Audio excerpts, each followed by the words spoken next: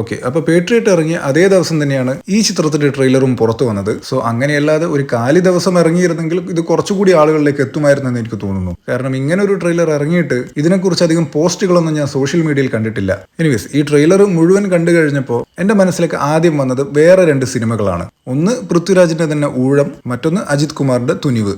ട്രെയിലറിലെ പൃഥ്വിരാജിന്റെ ആ ഒരു ഓട്ടവും ഫൈറ്റ് സീക്വൻസും പിന്നെ ആ ഒരു ബാങ്ക് റോബറി പരിപാടിയും, തീർച്ചയായും ഈ രണ്ട് സംഗതികളും കണ്ടതുകൊണ്ട് തന്നെയാണ് എനിക്ക് ആ രണ്ട് സിനിമകൾ ഓർമ്മ വന്നത്. എനിവേസ്, ഞെട്ടിക്കുന്ന അല്ലെങ്കിൽ ഭയങ്കര എക്സൈറ്റഡ് ആക്കുന്ന എന്തെങ്കിലും ഒന്ന് ട്രെയിലറിൽ ഉണ്ടായിരുന്നു എന്ന് ഞാൻ പറയുന്നില്ല. പക്ഷേ ആ ഡയറക്ടറിലൊരു വിശ്വാസമുണ്ട്. പുള്ളിയുടേതായി ആദ്യം വന്നത് കെട്ടിയോളാണ് എന്റെ മാലാക, അവിടുന്ന് നേരെ പോയി അടുത്തതായി ചെയ്തത് റോഷാക്ക്. അപ്പൊ തന്റെ സിനിമകളിലെ കഥയ്ക്ക് ഏതെങ്കിലും ഒരു പാറ്റേൺ തന്നെ പിടിക്കുന്ന ആളല്ല എന്ന് ഇദ്ദേഹം ഓൾറെഡി തെളിയിച്ചു കഴിഞ്ഞതാണ്. അത് ഈ മൂന്നാമത്തെ സിനിമയുടെ ട്രെയിലറിലൂടെ ഒന്നുകൂടി തെളിയിച്ചു. എന്ന് വെച്ചാൽ എന്തായാലും ഇത് ആദ്യത്തെ രണ്ട് സിനിമകളും പോലെയല്ല ഇതിന്റെ കിടപ്പ് കാണുന്നത്. ബട്ട് സ്റ്റിൽ തന്റെ കഴിഞ്ഞ രണ്ട് വർക്കുകളിലൂടെ നമ്മളെ ഡിസപ്പോയിന്റ് ചെയ്യിക്കാത്ത ഒരു സംവിധായകന്റെ മേൽ നമുക്ക് പ്രതീക്ഷ വെക്കാലോ. സോ എന്തെങ്കിലും ഒരു വ്യത്യസ്തത ഈ പടത്തിലും ഉണ്ടാവുമെന്ന് കരുതാം. ആൻഡ് എന്തെങ്കിലും ഒരു വ്യത്യസ്തത ഈ പടത്തിനകത്ത് ഉണ്ടാവണം. കാരണം അതർവൈസ് ഇതുവരെ ഇതൊരു നോർമൽ പടം മാത്രമാണ് ആളുകൾക്ക്. സോ ഇതിങ്ങോട്ട് ഇറങ്ങി അതിലെന്തെങ്കിലും ഒരു യുണീക്ക് എലമെന്റ് ഉണ്ടെന്ന് സോഷ്യൽ മീഡിയയിൽ സ്പ്രെഡ് ആയാൽ മാത്രമേ ഇങ്ങനെ ലോ ഹൈപ്പിൽ വരുന്ന പടങ്ങൾക്ക് നിലനിൽപ്പുള്ളൂ. ഇനി അല്ലെങ്കിൽ വരുന്നത് ഖലീഫ പോലെ എന്തെങ്കിലുമൊക്കെ ആയിരിക്കണം. അതാണ് ഇനി പൃഥ്വിരാജിന്റെ കയ്യിൽ നിന്ന് വരാനുള്ള ശരിക്കുള്ള ബാങ്ങർ. പക്ഷെ ഓണമാവാൻ ഇനിയും ടൈം ഉണ്ടല്ലോ. അതിനിടയിൽ ഈ പടം എന്തെങ്കിലും ഒരു ചലനം ഉണ്ടാക്കുമെന്ന് നമുക്ക് പ്രതീക്ഷിക്കാം. സോ ഈ ട്രെയിലർ നിങ്ങൾ കണ്ടിട്ടുണ്ടെങ്കിൽ